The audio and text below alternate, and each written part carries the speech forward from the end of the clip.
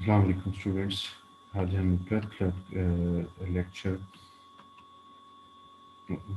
BS one zoology second part discuss कर रहे हैं और इसी की एक कंटिन्यूशन है हमारे पास लास्ट लेक्चर की, जिसमें हम अरिथमेटिक प्रोग्रेशन को हमने डिफाइन करवाया और जैसे मैंने कहा कि हम सीक्वेंसेस की कुछ ब्रांचेस सेपरेट कर लेंगे, टिपिकल टाइप के सीक्वेंस को टिपिकल लाइन देंगे और उनके लिए स्पेशल फार्मूलाज हमारे पास अवेलेबल होंगे उनको सॉल्व करने के लिए, उनकी कोई टर्म बताने के लिए, उनका सम निकालने के लिए।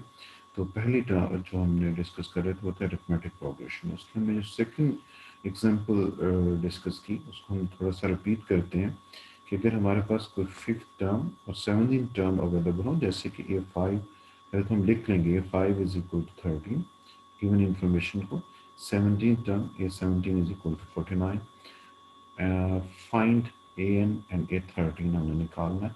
तो सबसे पहला हमारा काम है कि हम किसी तरह से D और A1 फर्स्ट टर्म निकालें। तो पहले जनरल टर्म हम बीट करके निकालनी है। जनरल टर्म क्या होती है? AN is equal to A1 plus N-1 into D।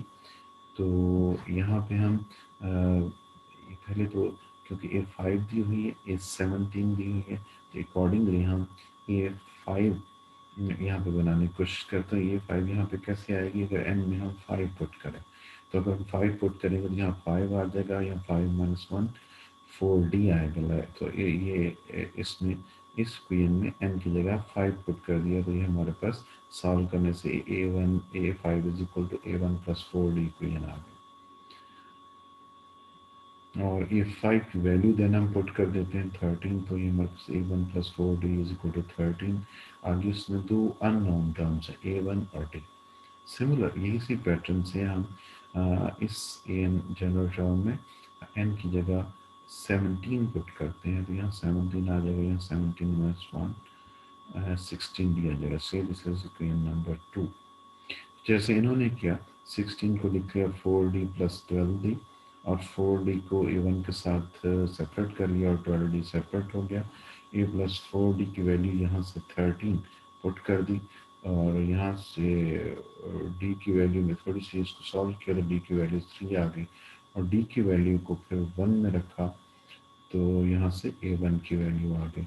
A1 हमारे पास आ गया, D आ गया।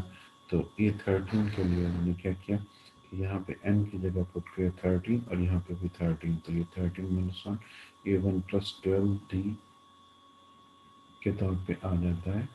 और बल्कि यहाँ पे या इसको इस तरह से लिख लें, या D की वैल्यू क्या है हमारे पास,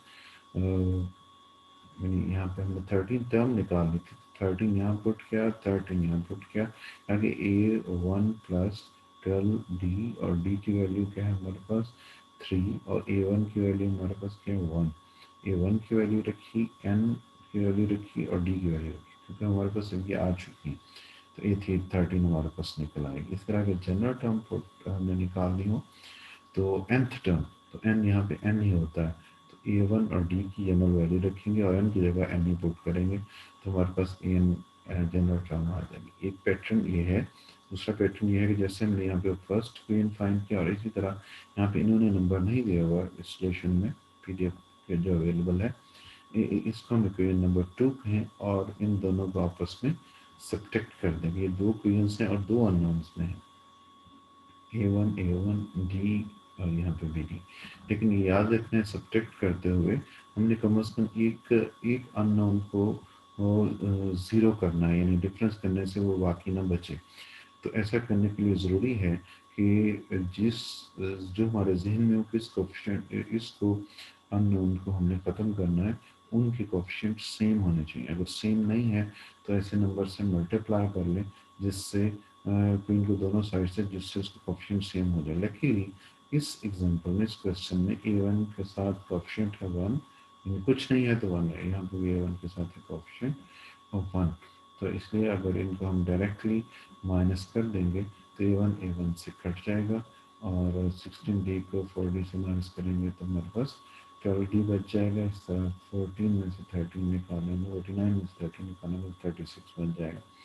तो इस तरह से भी हमारे पास डी की वैल्यू आ जाएगी, और डी की वैल्यू कुछ है आपको क्वीन 1 में पुट करें या 2 में पुट करें, वहाँ से हमारे पास A1 की वैल्यू निकल आएगी। A1 और हमारे पास जब D आ जाए तो A13 के लिए हम इस मेन क्वीन में n की जगह 13, A1 की जगह 3, A1 और D की जगह जो भी D निकला हो, जैसे यहाँ पे 3 निकला हो, पुट कर देंगे तो 13, सॉल्व कर लेंगे तो 13 टर्म ऑफ अरिथमेटिक प्रोग्रेशन आ जाएगी। और जब अगर जनरल टर्म निकालनी हो तो सिर्फ D और A1 की वैल्यू पुट कर देंगे, n की जगह n करने देंगे, तो nth टर्म हमारे पास आ जाती है। तो ये हमने उस जो हमारे पास थी एग्जाम्पल, उसको हमने रिपीट किया।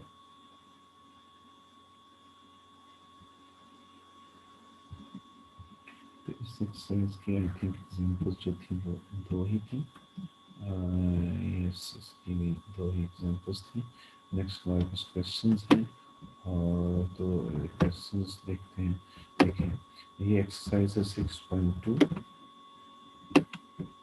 हम कुछ इसके एग्जाम्पल्स और हैं वो भी हम देखते हैं। So find the number of terms in arithmetic progression if A1 is equal to 3, D is equal to 7, and ये कुछ और वैल्यू भी इसकी अवेलेबल है। A n is equal to 59। तो find the number of terms, यानी हमने n निकालना है, नंबर ऑफ टर्म्स निकालनी है कि कितनी है। अगर उसकी लास्ट टर्म जो है वो हमारे पास 59 हो, फर्स्ट टर्म 3 हो, और डी हमारे पास 7 हो, तो जनरल टर्म को फॉर्मूला हम रिपीट करेंगे। A N is equal to A one plus N minus one into D. तो इसमें हमें चाहिए कि एन एन एन हमें मालूम करना है। ए एन दिया हुआ है तो ये सारी वैल्यूज ए एन की, ए वन के और डी के फॉर्मूले में रखेंगे, इनको सॉल्व करेंगे तो हमारे पास यहाँ से n की वैल्यू आ जाएगी 9। Thus the terms in arithmetic progression are 9। इस तरह एग्जाम्पल 4 चेक करें। यहाँ पे ए एन माइनस 2 हमारे पास दिया हुआ 3n minus 11। Find the nth term हमने निकालनी है, ए एन निकालनी है, जबकि हमारे पास दिया हुआ है ए एन माइनस 2। एक तो हम ये भी सोच सकते हैं कि यहाँ पे क्या रखें n की जगह कि आंसर आ जाए n। जैसे यहाँ पे हम n+2 इधर पुट करें तो यहाँ पे एक तो n की जगह n+2 पुट कर दें और यहाँ n को n+2 से रिप्लेस कर दें, तो इस तरह से भी आंसर आ सकता है। या फिर प्रॉपर तरीके से जाएं तो A1 और D फाइंड आउट करने की कोशिश करें। A1 D फाइंड आउट करने के लिए देखें हमें फिर क्या करना पड़ेगा, हमें सोचना पड़ेगा कि इनकी जगह क्या पुट करें कि यहाँ पे 1 आ जाए। तो इनकी जगह 3 पुट करने से हमारे पास यहाँ 1 आता है। तो यहाँ पे लेकिन जो इधर इनको पुट करना है सेम इधर पुट करना है। 3 पुट किया तो यहाँ पे तो बच गया 3 माइनस 2 1, और इधर आ गए हमारे पास 3 को 3 से मल्टीप्लाई करेंगे तो 9 माइनस 11 माइनस 2। तो ये देखिए कैलकुलेशन है A1 इज इक्वल टू -2। इसी तरह हम फिर डिफरेंस चाहिए तो दो कंसेक्टिव टर्म्स चाहिए। तो हम अब चाहिए हमें A2। A2 के लिए हम क्या करेंगे, ये nth टर्म होती क्या, A N is equal to जैसे A1 plus N minus one into D. तो यहाँ पे डी चाहिए और फर्स्ट टर्म चाहिए। फर्स्ट टर्म तो मिल गई, डी के लिए हम दो या तीन टर्म्स कंसेक्टिव निकालेंगे ताकि उनका कंसेक्टिव डिफरेंस निकाल सकें।